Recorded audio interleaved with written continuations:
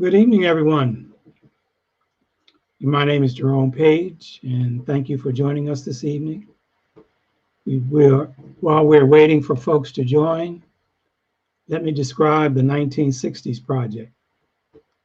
Today's broadcast is our fifth Facebook and YouTube Live for the 1960s project. We'll be sharing what's on the minds of those who were in high school during the 1960s. That's during the years 1960 to 1969. We'll be recalling, remembering, and reflecting. I want to welcome you and thank you for watching, reading, and commenting. Our overall theme is tiny thoughts and large memories from the lives of the 1960s high school students. In a moment, I'll introduce our guests, but for now, our guests graduated from high school in 1963. So what were some of the things going on in 1963? One of the major activities was that President John F. Kennedy was assassinated by Lee Harvey Oswald in 1963. For those of us who were of age in that year, it sticks out in our minds as a very pivotal point in U.S. history. It was a sad day for the nation, for me, and as I've been reading the submissions for the project, this year 1963, and Kennedy's death is something that was a significant event in most of the contributors' lives. Violence against the president wasn't the only violence that year. There was also the bombing of the 16th Street Baptist Church in Birmingham, Alabama. And we remember the names of Addie Mae Collins, Denise McNair, Carol Robertson, and Cynthia Wesley. And these young ladies were between the ages of 11 and 14. The bombing of Black sites is an unfortunate chapter in American history. Another sad event in 1963 was that Medgar Evers was assassinated outside of his residence. So the violence against African Americans is an unfortunate history that we see recurring time and time again. As I was thinking about the Birmingham bombing and the assassination of Medgar Evers, a poem from Langston Hughes came to mind, and it was written about an event that happened in Florida, on Christmas Eve in Florida, where Henry Moore, who was a organizer and trying to get Black people to vote in Florida, registered to vote in Florida, Henry Moore's house was bombed on Christmas Eve in 1951. And there are some lines from that poem which became popularized by the group Sweet Honey in the Rock. And I'll paraphrase some of those lines. No bomb can kill the dreams we hold, for freedom never dies.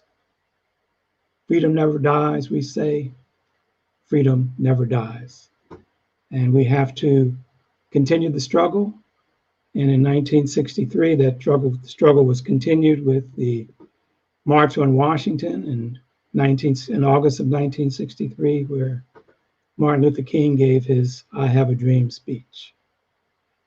So we see, when we talk about then and now, we see some unfortunate recurring events. But there were some more positive things that happened that year. The Sidney Poitier won an Oscar for Lilies of the Field. The tennis star Althea Gibson was honored. So there's many more activities happening. I always try to highlight some songs from that period.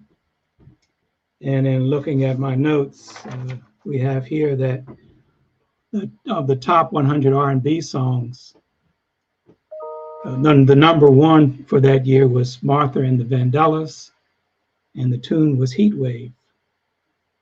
The number two song was Mary Wells's Two Lovers, and the number three song was the Chiffons' He's So Fine. So with that, let me welcome my guest today, James Paige. And welcome, James. Glad to be here. Good. So James, you were in high school in the years 1960, 1961, 1962, and 1963. Yes. And you graduated in 63. Mm-hmm. I graduated from Germantown High School in 1965. So we both graduated from Germantown High School. We both have the same last names. And some people say we look alike. Why is that? Well, we're related. In what way? You are my brother. Oh, okay. You didn't sound like you were too proud of that. Well, no, I'm very proud. I'm proud of you. Okay. I think so life is good. All right. So just as a matter, I had the opportunity to host our older sister, Okella, on our inaugural Facebook Live for the 1960s project. And she graduated from Germantown High School in 1961. And we have one other sibling, and do you know who that is? Who graduated from high school? Who, Faye? Faye, yeah, she graduated in 67. So she graduated, yeah. There were some stepstone pages making their way through Germantown High School, with Okella at 61, graduating, you at 1963, me at 1965, and Faye at 1967. Hmm. So what popular tunes come to your mind? I mentioned Martha and the Vandellas. Later in the decade, it would become Martha Reeves and the Vandellas. Mm-hmm. Do you remember any other tunes from the 1960s? Well, at that stage in my life, I was more of a jazz aficionado. So, I do remember Kind of Blue, which sort of opened up my exposure to jazz. Popular music, I actually adopted later in life. I would dance to it, but I didn't. In terms of listening to music, most of my stuff was jazz. Well, Kind of Blue was by Miles Davis, is that correct? Yes. Mm-hmm. That became a classic album. Yeah, in fact, it's still the best-selling jazz album of all time. So even today. All right. So yeah, I'll have to play that later this evening, just for Well, what did you feel when you began to write about life 57 years ago? Well, some of it was bringing up some emotions. A lot of it was just really taking a journey backwards and trying to just remember. That was a real journey for me. Just trying to remember. There's a lot that has gone on. I do remember the upheavals of that time because they had a significant impact on me. But, right. And that sort of came rushing back. When you opened, you mentioned John F. Kennedy and his assassination. And I think for most of us who were alive at that time, we can remember where we were when we heard the news. So, I can almost pinpoint the location on Germantown Avenue. I heard the news in my car, and just feeling as though, what is happening to the country, which is, I guess, what we're all still feeling. Okay. Yes. Yeah, so that was, and also that year we have the demonstrations in the streets to now because of the killing of George Floyd, but also after the four young girls were killed in Birmingham, Alabama, people took to the streets as well in 1963. So, Yeah, people took to the streets, but that was also the impetus for the civil rights legislation. which started coming in 64 and 65. Yeah, that became. I think it's always interesting when you reflect that those events happen, and just like now, the first thing they want to do is create a law. We did get some traction from that. When I think about the various legislations, we did get some traction. Of course, most of that stuff has been rolled back, and that doesn't get a lot of attention. Yeah. But as you said, there were some positive things. I mean, so also in 1963, SNCC was doing some organizing, voter registration. SNCC meaning the Student Nonviolent Coordinating Committee, down in Cambridge, Maryland, which is on the eastern shore of Maryland. And because of the racist responses that they got in the violence attack, they also had some upheavals in that city at Cambridge, Maryland, that year. So the Watts would come later, which I think Watts would come later, 1964. So starting in 1963, it was like every summer for several summers that there was unrest everywhere because of the injustices that people were experiencing. And also with each successive year, from 1963 probably until 1968, and with the assassination of Dr. King, as you mentioned, those were summers of upheaval, and not unlike what we're going through now. Well, you pick your submission up, your essay up after you graduated from high school. You don't. We found out little about you in high school, which is okay. So let's pick.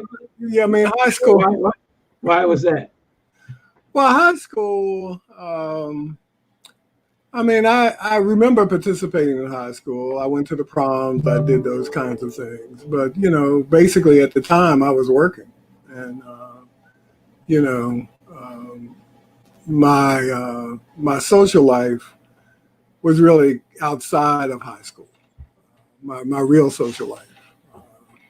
And I was very fortunate, being a person who really enjoyed jazz. I don't know if many of the audience knows, but our father had a barbershop. I used to work in the barbershop. And the bouncer for the Showboat and the Aqua Lounge used to get the haircut, and they would let me in because I was really underage. But and where was the barbershop located at that time? That was on Germantown Avenue. Okay. That was before, originally the barbershop was located in North Philadelphia. And the barbershop moved primarily because of the migration. During that time, when areas started to open up, Black people started to move uptown, so to speak. I'll just call it uptown. And when the clientele moved uptown, then, he had to move the barbershop uptown. But then, of course, at that age, working in the barbershop, we wouldn't get out of the barbershop 10, 11 o'clock at night. I couldn't go knock on some young lady's door at 10 o'clock at night. That wasn't happening. So I had to find other activities.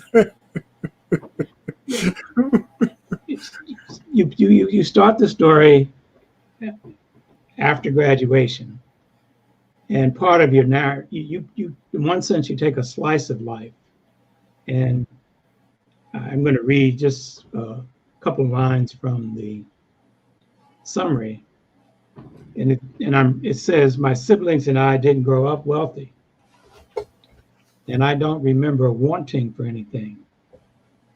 However, in retrospect, I became interested in those who are underserved." Yes. Can you explain how that came about and how that shaped your careers? Well, I had two iterations at Temple.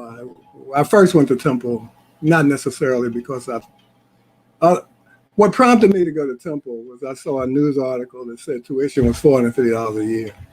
And when you say Temple, you mean Temple University in Philadelphia, Pennsylvania? Yeah, that was they became a state-related school, and so I said, well, I can probably swing that. But after 2 years of working full time and going to school full time, it became a little bit too much. And but I did go back. I went back through Teacher Corps, and part of what you had to do at Teacher Corps was you had to become involved in community. And it was through that involvement that I began to really sort of see another slice of life, and really started to understand what it meant not to have. And that sort of really has carried with me. And in the last 15 or 20 years, my focus has really been around addressing the issues of poverty, but at the same time recognizing the intersectionality of poverty and racism, which has become that became the focus as I sort of had my second career, and even winding down, I'm still very much involved in that process.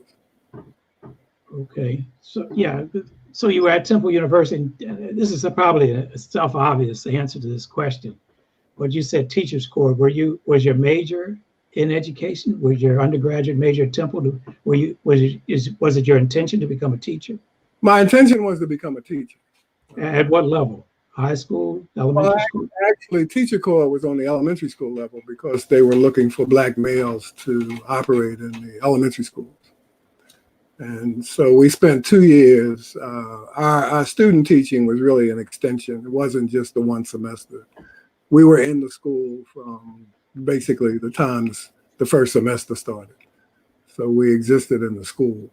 And I didn't end up teaching. The semester started, you're referring to the academic semester? You're right. When the first academic semester started, we had to not only report for class, but we also were given a school assignment. And even though we weren't necessarily student teachers at the time, that was when the Philadelphia public schools had things like non-teaching assistants and hall monitors, and there were a lot of supports inside the school, and we became part of that support system. Okay, but then you said you got a waiver, so you didn't have to teach. So I didn't have to teach. Well, because I was still involved in education. I had part of my community activity. I had done some community service work with Upward Bound, and what is Upward Bound? Upward Bound is at the time it was, quote, a program for disadvantaged youth that was supposed to provide them with the additional supports that would help them to enter college, and it was a full-time program, and they also had a summer residency program on Temple's campus to give the students a taste of college life. And so there was working with the parents as well as the students, and that was an interesting time. But there was also a lot of frustration with that. But we got through it. Okay, so you started out to be an elementary school teacher, which I just learned about this for the first time now.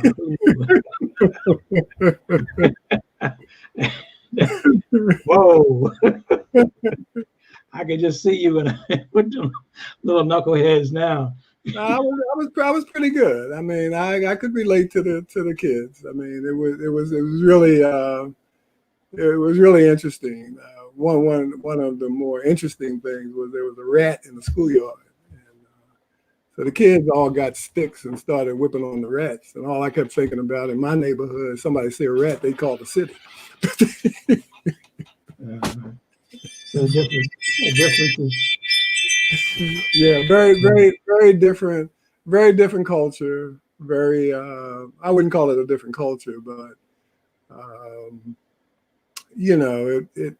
when I look at it in retrospect, I mean, these were red line communities. And we don't really think about the impact of being a red line community. But basically, people were locked into a space with very few options of getting out. And so their behavior became a reflection of that more than anything. So what did you learn when you were working in Upward Bound? And you also mentioned what I would call some community, or you talked about your community organizing experience. Yeah, can you describe that? Yeah, well, one of the things was that, again, Teacher Corps, at the time, as a group of student teachers, we were given a $25,000 grant and told to go out and talk to the community on how to spend this $25,000. But there were two things happening for me. One, at that time, I thought $25,000 was a lot of money, and it may have been, but it didn't go far. And secondly, I had done no community organizing, but since I was really the chairman of the student organization, the organization of students, I don't remember the name of the organization, I had to lead the meeting. And I quickly learned that I was out of my element. We opened the meeting and we, sent out the request, we explained what was going on, and then I almost lost control of the room because the first thing everybody said was, I need the $25,000 for whatever cause they were promoting at the time. And we finally gained control over the room, but that was also a real lesson for me in terms of the needs of the community. Because they brought up things that were just out, not necessarily, were just out of my scope of experience. I remember very clearly the people who wanted transportation to visit incarcerated fathers. Well, the only people I knew that were incarcerated were people who had, decided not to go to the Vietnam War. I didn't know incarceration from the standpoint of people actually committing acts of criminality and just the impact that had on the families. I mean, that really stands out to me, and really having the one-on-one conversations with folks and how disruptive that is. And I think about it, as we fast forward. And of course, Clinton had his Violence Reduction Act or whatever, and we've always had a war on crime. But in those conversations, there's never been any conversation about the impact of the families that are left behind. So was this your quote unquote beginning of discovery of poverty and discrimination, working in the Upward Bound program? Well, actually with Teacher Corps, and then subsequently going in Upward Bound. In Upward Bound, there were a lot of conversations that had to be had with parents because even now when you talk about first generations entering college, there's no institutional understanding, And I remember having to explain to a student later on that you don't go to financial aid and say, where's my shit? That's not helpful. So, so part of it was helping them to understand the financial aid package, the registration package. And there was some heartbreak in there. We had a Latino young lady who got a full scholarship to, I don't remember, Vassar or one of those schools. And her father wouldn't let her go because he said that Latino girls did not go to college. So there was heartbreak as well as success. Mm-hmm. Mm-hmm. Well, then you stayed with Teacher Corps / Upward Bound social services for approximately how many years? All in about 7 or 8 years. Yeah. Okay. And then you decided to leave that field, if I remember correctly? Yeah, I decided to try my entrepreneurial bones. Did you? Yes. Okay. More business propositions than I care to acknowledge, but all of them met with relative success. I was able to feed myself. So I was never in jeopardy of not having any income. And I remember the way I re-entered the social service field was a young lady who I had met during college. I ran into her on the street and she asked me what I was doing. And I explained to her. So she said she needed some help over at our agency and would come over and give us some help. And so I went over there as a halftime support person. And, what were your duties? well, basically just to work with fundraising, work with the staff, really try to understand the service model. This was a Quaker organization. Mm-hmm. And I was basically tasked with trying to build the capacity of the staff. And the young lady who brought me over, her position was that given all the businesses that I had tried, I probably had a good sense of how to work with staff and move them along in another direction. Can you say a little bit more about capacity of the staff and what did you have to build? Well, the capacity of the staff was basically getting them to really recognize the importance of the work that they did, that it wasn't just perfunctory, that you didn't just go through the motions, that you were servicing a group of people who had real needs. And, and so working with the staff to begin to help them understand the importance of that. And also just the systems in place. I mean, one of the real challenges at that time was everything was on paper. And I do remember getting, that was my first time getting involved with the technology because they didn't have any way of tracking records. So we were able to put in a server and some rudimentary kinds of things to help the process along. And also the agency was suffering financially because they weren't meeting their numbers. And so after about 6 months, we were able to get the numbers up and people started getting services. And I was really, really kind of proud of that. So.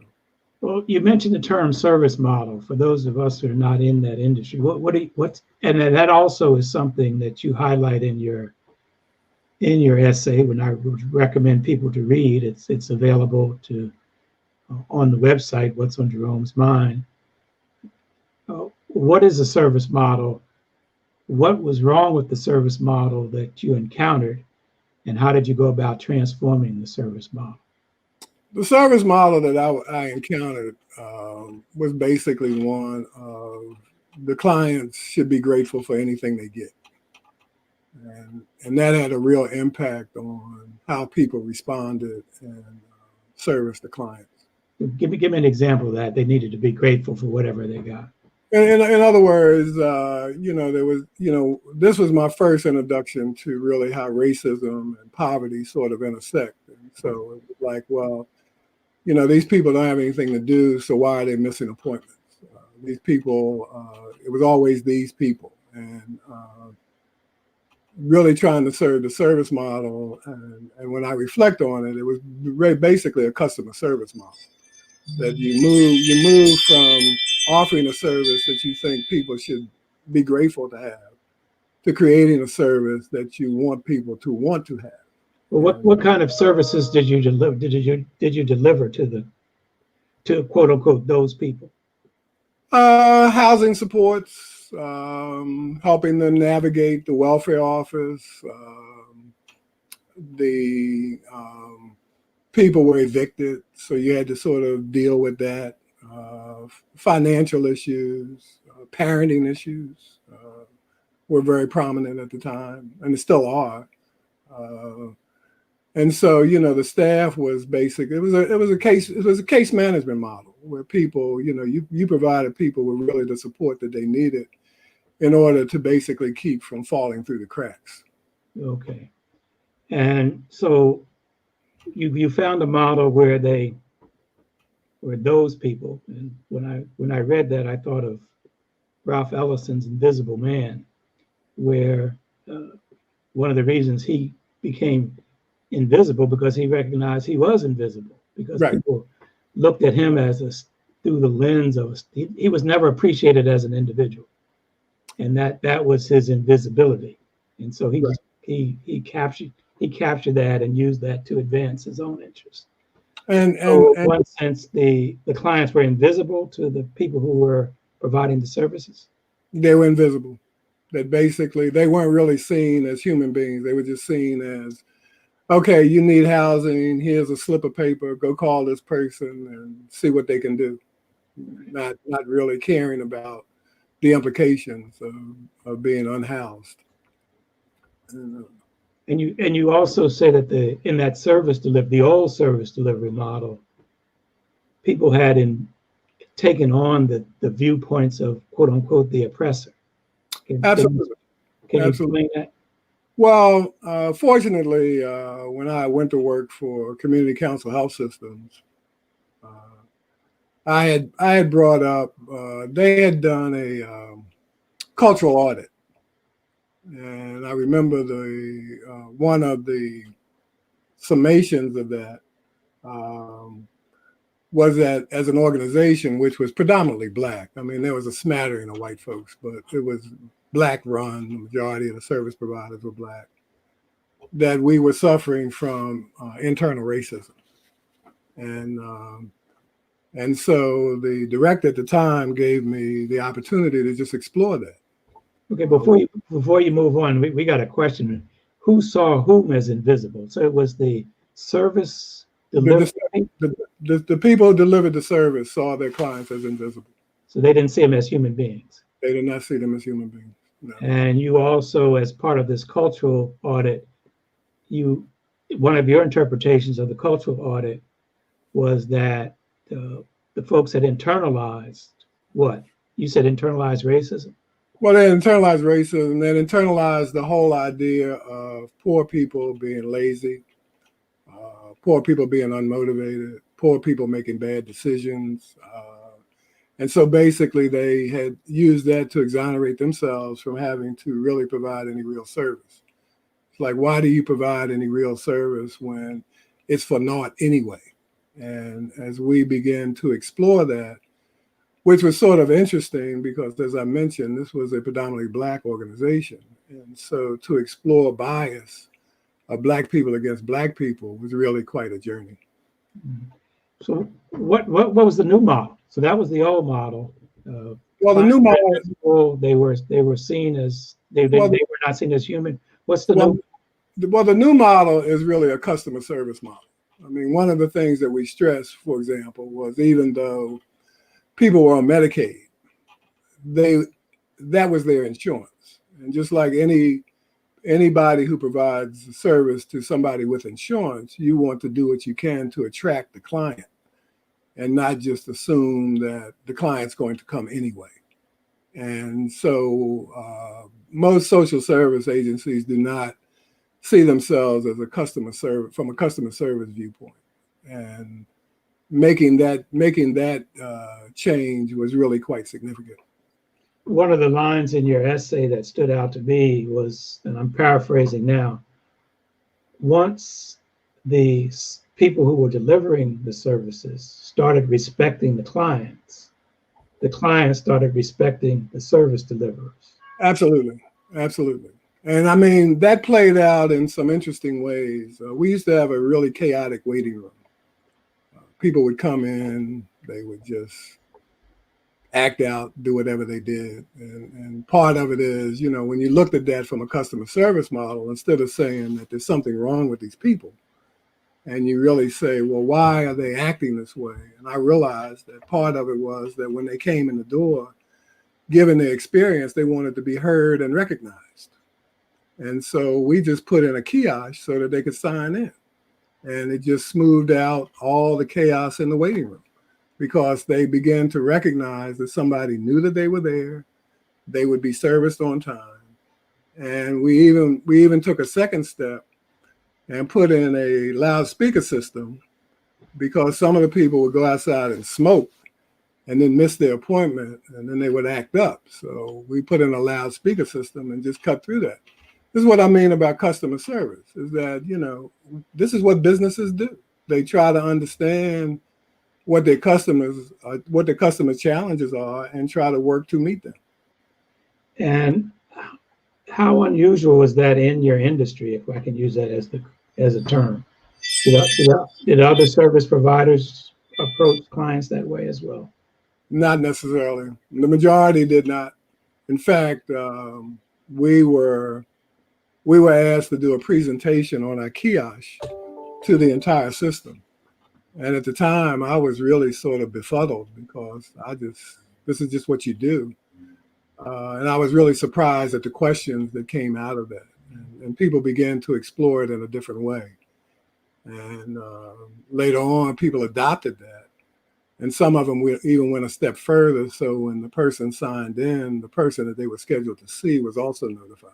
So, well, we had this first career right out of high school, then was in social services. Then you went into business, and then you were back in social services. Now you have a fourth career. You're an author of a new book. Tell us about your book. Well, the book is called The Law of Racism. And what I really do is really sort of walk through both the formal and informal laws that have impacted Black people. And I think about, for example, the discussion that we're now having about the Supreme Court. Well, when you actually look back on that, the Supreme Court has never supported social justice. And when you say never, or are you saying that it's more often than not? It was sometimes it did and sometimes it didn't, or you say it's never? Well, what happened is even when it supported it, it would come back later and then roll it back. Okay. So, I mean, when you think about things like affirmative action, the Supreme Court was the one who ruled affirmative action could not be used to redress past injustices. So it becomes a question of why do you even have affirmative action? Okay. You know, when and it's also some of the omissions of the Supreme Court. And one of the omissions was that they refused to hear arguments on the vagrancy laws and said it was a state issue. And we all know that the vagrancy laws were just slavery in another name. So, you know, my point is, I think we do need to fight to try to have the court be as liberal as we can. But the court in and of itself, when you look back on everything from Dred Scott to Plessy versus Ferguson, and even the landmark decision of Brown versus the Board of Education, people, you know, we tend to forget that there was a second ruling on that when they said that segregation should be eliminated with all deliberate speed. Nobody really understands what that means. So, so the Supreme Court has played a pivotal role in really suppressing much of the social justice initiatives that would have been a springboard for Black folks. So. Well, how can someone get your book? You can get it at Amazon. Okay. Just plug in. Also, if you click the tab on the announcement in Facebook, that tab will link you directly to the book. Okay. The law is the law of racism, or law? Is there a "the" there in that in your title? There's no "the." Okay. All right. What's the significance of dropping the article "the"? None. Okay. Well, other than doing a web search to make sure I could use the name. Oh, okay. Good thing for search. Search is a wonderful technology. So, looking back, James, what would you want to leave the listening audience and viewing audience with? Looking back from 1963 to today. Well, I think looking back, I think one of the things we do have to do is we have to recognize that there has been progress. I mean, this is not all bad. I mean, it's for Black folks have made gains.